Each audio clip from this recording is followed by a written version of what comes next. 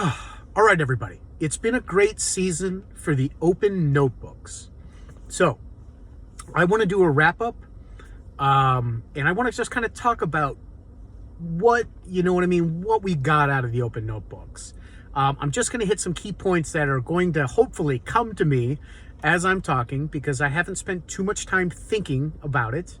I have spent a lot of time reviewing the videos hundreds of times. And that's because of editing. That's because I wanted to make sure, my message was clear. Although they're raw and vulnerable and unpolished, I just wanted to make sure that I wasn't losing you guys. And I think I did a fairly good job of that. It was the first season, so it could use some work. But let's talk about it. What kind of lessons did I learn? What things are going to kind of hopefully come to me as we're talking about this, and that I kind of want to kind of remind people of, and talk about where, what we got out of all that, right? Or what maybe you guys should have gotten out of this, or vice versa, what I got out of doing it. So definitely, by far, this was a season of suffering.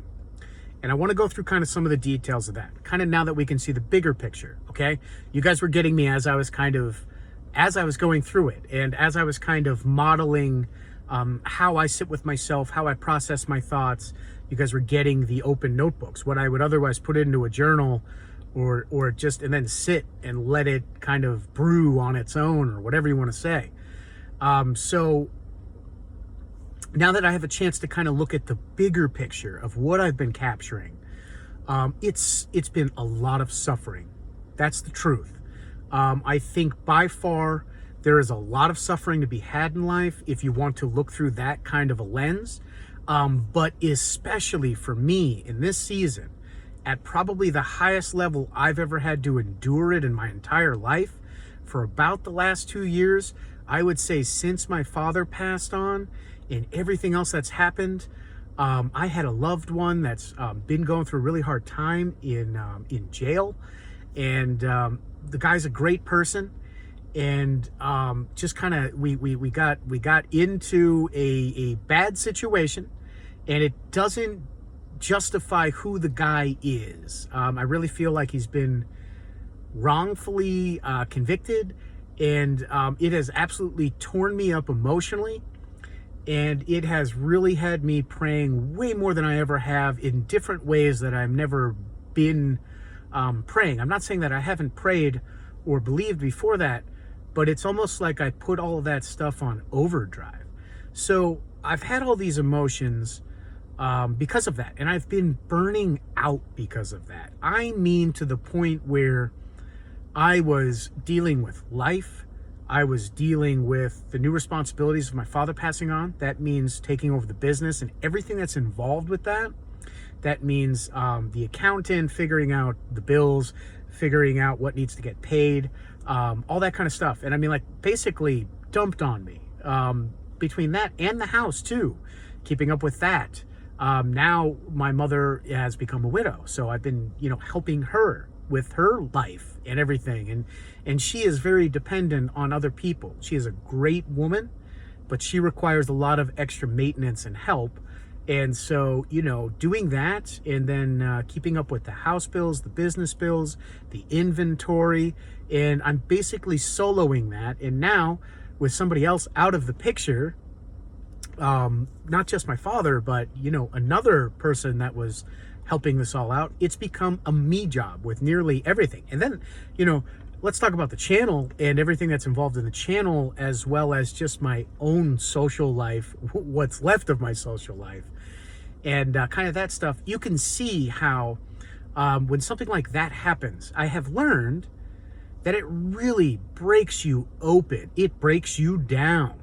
And a lot of people, when this happens to them, and it would have happened to me years ago, before I really started taking spirituality very, very seriously. I've taken spirituality seriously for a long time, but I'm saying, like, I was really just starting to get into the books and starting to do the things because my life was finally starting to get into a more stable place where I can do that. So once I really started to kind of catch up on some of the things that I've always wanted to, I mean, I've been like collecting along the way, I've been practicing and doing that kind of stuff, but more so now than ever. Once I started doing that, I realized how much suffering and pressure and these types of challenges in our lives will break us open and make us pay more attention, be more aware, notice things. And some people, I know I've said this a few times, will get bitter and they'll get really cold and numb to this kind of thing. They just don't want to deal with it. They want to get out of that reality. They don't want to, try to get through it and work through it and try to understand the experience that they're getting, as well as how it's shaping you and all that kind of stuff. I think a lot of people kind of want to just avoid it, suppress it, get rid of it. And I get it because I've done that before this chapter. But for me now, kind of coming back around and paying attention, doing this channel, sitting with my thoughts and notebooks and all that kind of stuff and reflecting. And I know that this sounds like a lot of work. I think it's not as bad. You guys are getting me where I'm at, okay? So anybody that's kind of sitting there and just like, wow, this guy's doing a lot of extra inner work and yada, yada, yada. I have built up to this, and as should you. You just need to get on that path, okay? And then eventually you're going to find out what works for you. If you would have talked to me 2 years ago, I probably wouldn't have said all this stuff because I wouldn't have been doing all this stuff too. So you're kind of getting like, I guess, kind of a place to see and shoot for, if you like it. But otherwise, at least take a piece or two. You know what I mean? You don't need the full package. And like I said, you'll get to where you need to be if you just keep kind of going and jump on that path of trying to seek a higher power or seek within or whatever, whatever works for you. So that's kind of like the bigger through line of what I've been dealing with. But I also bring up kind of a lot of different life lessons and good stuff that I think kind of filled up my soul, quotes, ideas, and I elaborated on all those. Can I think of any off the top of my head? I think one of the good ones that I thought of that was good was the materialism versus nature, I guess. I like how I kind of balanced those out. I thought that was pretty good when I talk about how I can appreciate how a gemstone can be refined. And I can appreciate the beauty of that, something that's man-made and shaped, taken from raw, but I can also appreciate the raw beauty out in nature. I like both, you know what I mean? I'm a human being. So I think that's how I kind of moderated and balanced materialism. I liked that. I thought that was a pretty good one. That's a good one to take home. Another one was, and I don't remember if this was from my open notebooks or if this was just my crash course on God. But in any case, it belongs here. It might have been my crash course on finding God or seeking God. But I think I talk about it in many other ways too. So it's a two-parter. I'll give you both. The first one is going to be, this one was in my open notebook, energy and kind of how you release that in the world and how you kind of trap it. I think I talk about in through the eyes and in through the senses. So if somebody like me right now, I am, through this channel, through everything I do, I am embodying love, confidence, courage, boldness, and a lot of other things. That is what I am doing. And I am balancing masculinity and femininity, somewhere in between. But I do kind of ride that line to be a little bit more masculine, but I'm good at kind of shifting it back and forth. So I am embodying that for you guys. So that being said, that's what's running through me. That is what I have kind of tuned my own self to being, the frequency I'm on, or whatever you want to call it, my state of being. But what, I guess I'm kind of getting off track here, but I kind of want you guys to understand what I'm radiating so you can kind of decide if that's for you or change it or do something like this, I guess. But the lesson that I had that I'm kind of trying to bring together here is that whatever people bring into you, for instance, I am handing that to you through me giving that to you, through me sitting in front of this camera and doing this. I am thus kind of transferring that in energy into you. So the way that I like to kind of picture it as just a way of seeing it is that if you would give me something, for instance, we're in a conversation right now, right? And you are tuned into love or passion or compassion or empathy or something like that. And you are thus talking to me in your tone, in your language, and I am thus receiving it through my ears, but also seeing you and your facial expressions and all that kind of stuff. I am thus taking that in through the eyes, through the ears, through the senses, and thus you are giving me that energy. And thus it is inside me, bouncing around. I think I said it like a crystal. And it's in there now. It's within me. And vice versa, I am also giving you some by being in a conversation with you. Right now, I'm just talking. But if we were in a conversation, I would thus be transferring mine into you and vice versa. But what happens is that it stays in there. So if you would try to give me darkness or vice versa, if there's something dark in you, maybe you don't even know it. Sometimes I don't think people even realize, you're just tuned into something bad or a negative energy. But once you start talking and releasing that into the world, or vice versa, you're releasing that into me, we take it. And so unless you know healthily how to kind of release that or understand this principle, then you won't kind of understand how to thus release it back into other people, release it back into the world healthily or safely. If you've got negative energy built up, you got to know how to do that responsibly. So that's kind of what I'm saying. I think that that's a really cool concept to think about and a cool way to see it in a different way. So the other one that I was talking about that might have been from the Crash Course on God, that one was definitely an open notebook one. The one that was like a crash course, the point that I really liked in that one that's worth bringing up here was using, and I said this, I'm catching myself doing the same thing I did in that one. I don't like to think of it as using God, but using the concept of God as a place or a container to put your love and to build it. And the way that it works, that I like to think of it, is while things in life that are feeble or materialistic can change, or even other human beings sometimes, they can change. They can be temperamental, they can be emotional, they can change is really what I'm trying to say. When you can find a place in your mind, rather than out here in the physical world, which can change, it's susceptible to changing, it's susceptible to flaw. When you can find some place to put your love or to put your emotions that you can build within yourself, I'm kind of saying it out here, I'm just like picturing it floating in front of me, but reality is it's kind of on the inside in your brain, and you think about this. And that's kind of what prayers do for me. That's what rituals do for me. That's why that's basically what I'm saying. So when you can do that and focus on something mentally, and for me it's God, when you can focus on that and keep pouring your love and energy into that, you create a space that you can grow your love, that you can make a relationship with God.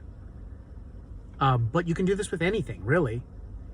But you're making this mental construct that is kind of a container to keep pouring it, and it doesn't change.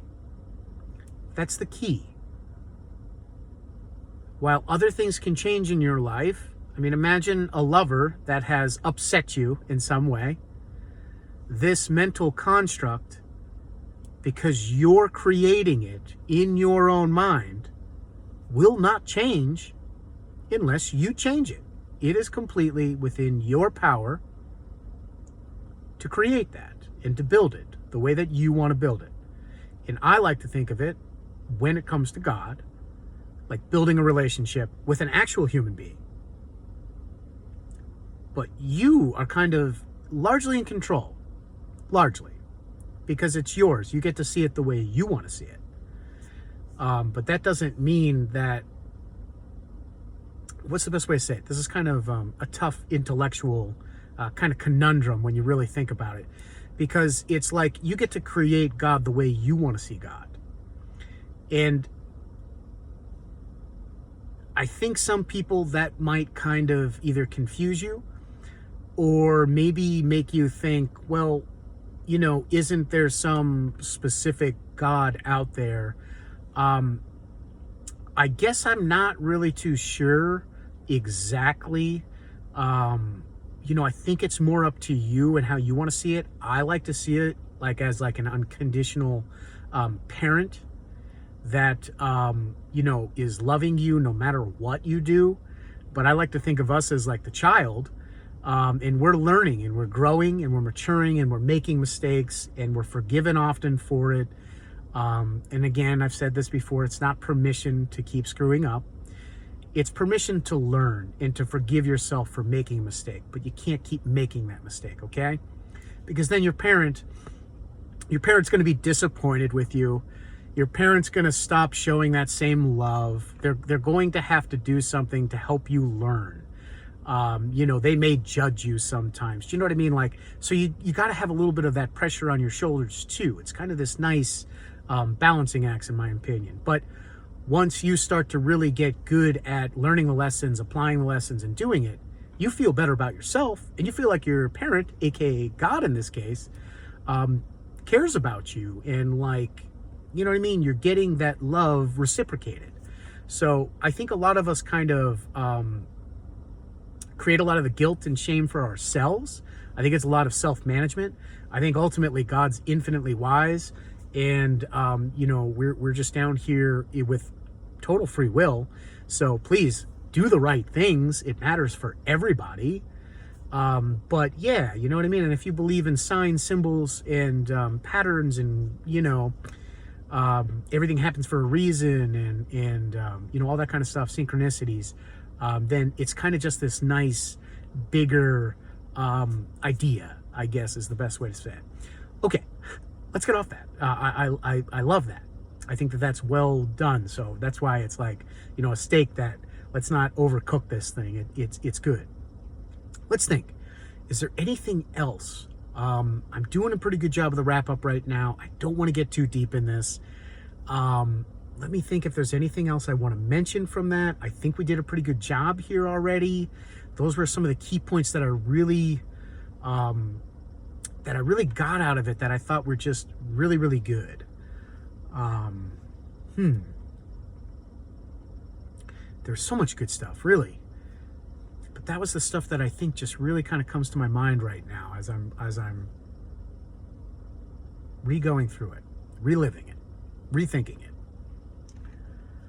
I think that's it. So, right now, I have no plans of doing another open notebook. And the reason that I'm not really planning on doing that right now, tentatively, this could change, is that they're very long.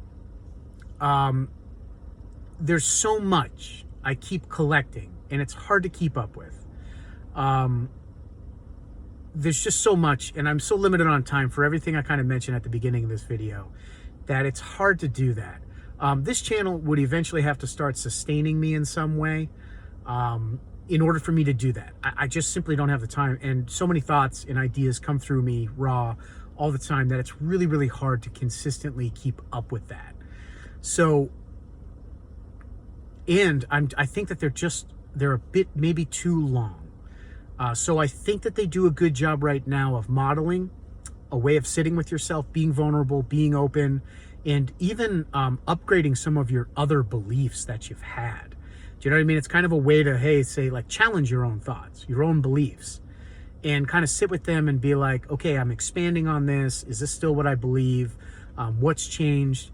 Because I think your beliefs, for you to get to the core truth of some of your hardest beliefs that you struggle with, you need to kind of keep dancing with them for a while, just like what I'm doing in those open notebooks.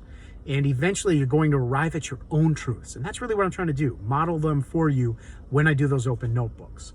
So kind of keep that in mind. That's really the purpose of those. Not just me talking about the things that are running through me, but so you guys can sit with them and kind of work through them on yourself and come up with your own ideas. That's really what it's about.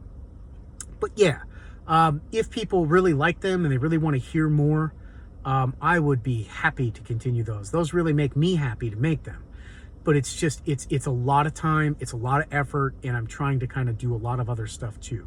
So that being said, right now, I think we're going to, this is going to be the wrap up for that. And the channel's kind of heading in a different direction. So I'll keep you guys posted with more posts, and I'll just try to discuss that in videos and such moving forward a little bit. All right, guys, thanks for being here. Thanks for checking out that season. I appreciate all you guys. Love all you guys. Hang in there. I am going to help you guys as much as I can and shine some light in your life. And that's what this is all about. Catch you guys on the next one. Thanks for being here.